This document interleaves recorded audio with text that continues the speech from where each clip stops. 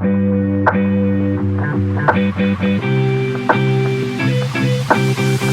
going to start off dilly-dallying with me reading. Yeah. Okay. You said you were going to blindside me with something, so Yeah. I'm interested to see what this is. So there was an article that I found. I can't find where I found it from. Oh, Lord. But it is a real article. It's a news article, something that's happening in the news. Mm-hmm. And the title of the article is "Wealthy White Louisiana Residents Split from Black Neighbors to Form New City." Okay. Okay. Yeah. After a long and intense legal battle lasting 10 years, wealthy residents in Baton Rouge, predominantly white, have emerged victorious in their quest to establish a separate city called St. George. The main goal of the residents in Baton Rouge who wanted to form St. George was to separate from the poor, mostly black neighborhoods. They believed that by doing so, they could provide better schools and reduce crime rates.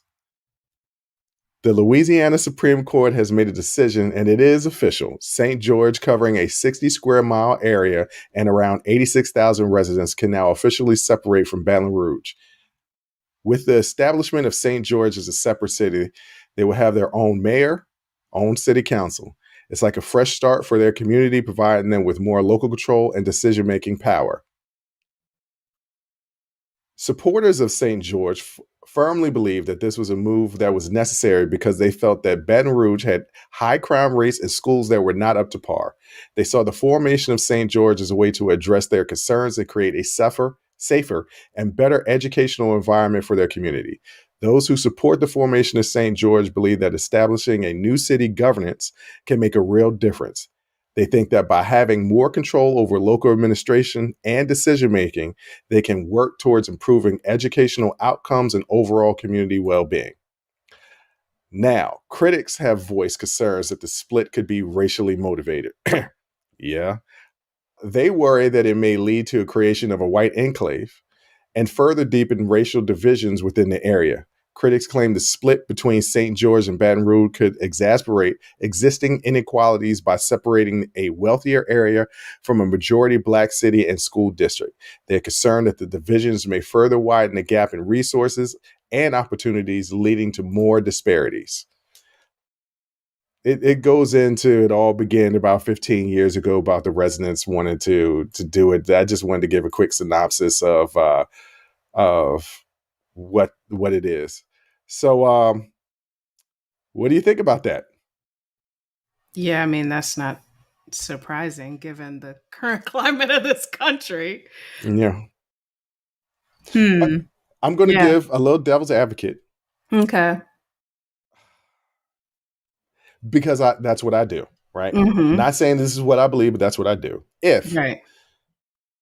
I know our father used to lament once he started climbing that social economic ladder of how much more of his money were going out in taxes, right? Yeah. And I said to him, Dad, yeah, you benefited from people paying higher taxes when you wasn't making that money. He was like, yeah, but I'm making it now. So I see it from another perspective. And like, I got that. And I also get in communities where there is a division of economics, right? Where there is a divide, there's wealthy, and maybe there's not even a middle class. Maybe there's just a wealthy and a poor. And you're all putting money into a pot, but some people are putting more money into a pot, but they're not getting the benefit of the resources. I can understand the position of, hey, look, I put in money just like everybody else for this pizza. Why do I only get one slice when I'm hungry and I want to get two slices? That's natural human nature. I'm not saying that it's right. That's not what I'm saying. And I'm not saying that I agree that they should have split off and develop their own city. All I'm saying is I can understand their perspective. Yeah. That's all I can say about it. I can understand it.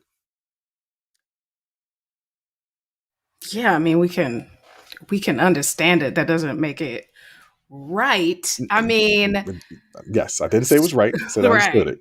So representatives from the Baton Rouge chapter of the NAACP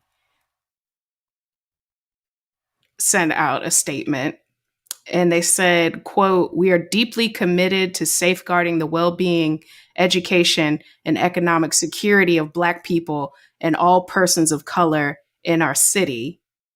The St. George Plan poses significant risks to our education system, threatens the continuity of critical programs, and challenges community representation." So they're not wrong. I mean, it is about money. Ultimately, it's about the money.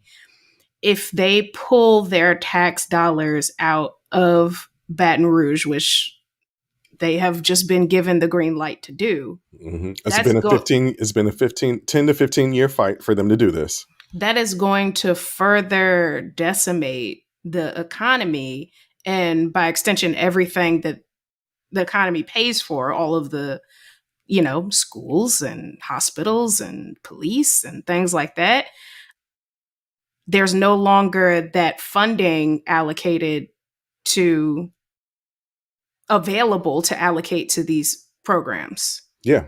Yeah. No, that's what I'm saying. But also on the flip side, and once again, I'm not saying that this is what I agree with. I'm just giving a different perspective. If you are one of those wealthy individuals, Mm-hmm. they could look at it and be like, why do I have to put into a pot that I have no benefit in? That I really don't get the voting block in, and we're putting in the most money, and we don't have the voting power to make the changes that we deem necessary, which is ultimately just control, right? That's all it Right. is control. Right. They're saying, well, okay, so this is how it is. I'm putting in all the money. I don't have the voting power. I'm just going to start my own thing.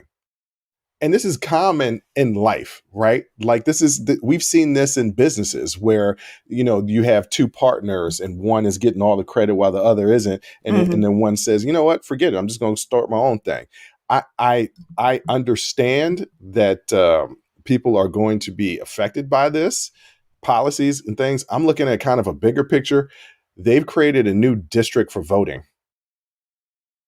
Yeah, let me guess, it's going to be conservative votes. Well, we don't necessarily know that, but let's just say it's wealthy Southern wealth. If you like that clip, go ahead and hit that like button. Don't forget to subscribe to catch up on all of our latest content. Don't forget to hit the notification button when you do subscribe so you can get updated every time we release content. We release content every day, whether it's an actual show or clips from the shows.